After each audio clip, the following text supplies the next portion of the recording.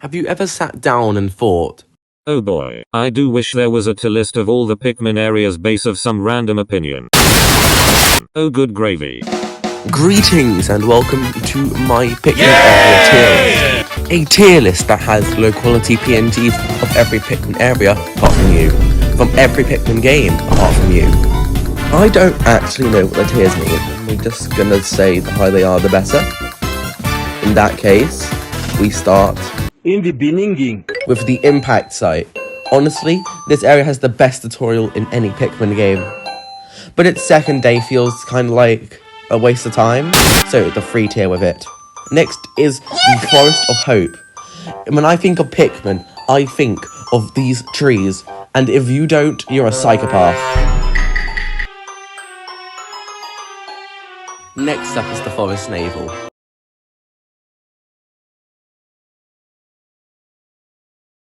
Fight me. Next is the Distant Springs.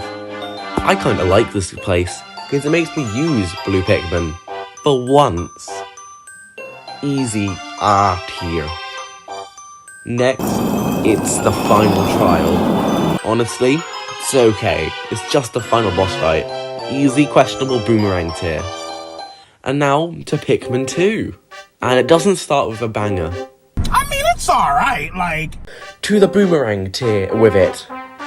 Next up is the Awakening Woods, which, even though I don't like as much as its Pikmin 1 counterpart, I still think is a really good area. Then is the Perplexing Pool, which I have the same opinion with, just slightly worse than the Distant Spring. Next is the Wistful Wilds, and this is arguably one of the best areas in any Pikmin game, and it's the only one I have trauma from. No, God! No, God, please! Clearly a spoon tier. Overall, I quite like Pikmin 2's areas. But we aren't done here. It's on to Pikmin 3. This starts with the Tropical Wilds.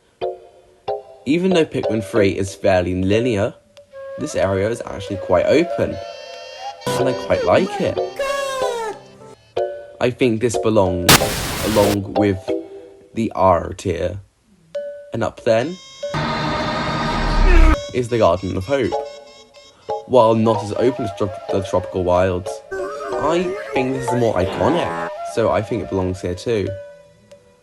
The Distant Tundra, while it's okay, it's not as good as the other two. I don't like the Twilight River, my least favourite area in Pikmin 3, but I guess it's okay. But the Formidable Oak, imagine the submerged castle, but it's an entire area. This is another spoon tier. And that's Pikmin 3. Honestly, even though it's a very linear game, and the areas are much linear than the other series, I think they're actually quite good. That's enough dilly-dallying. It's time to go to Pikmin 4th. Pikmin 4 starts off with a pretty good area. Hey, that's pretty good. The Sun-Speckled Terrace is a nice starting area to ease you into the game, although it's quite uneventful. So I think it fits here. But I don't know why. I don't like the Blossoming Arcadia that much. I don't know why though.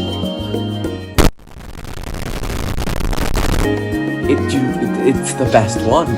And that's a fact.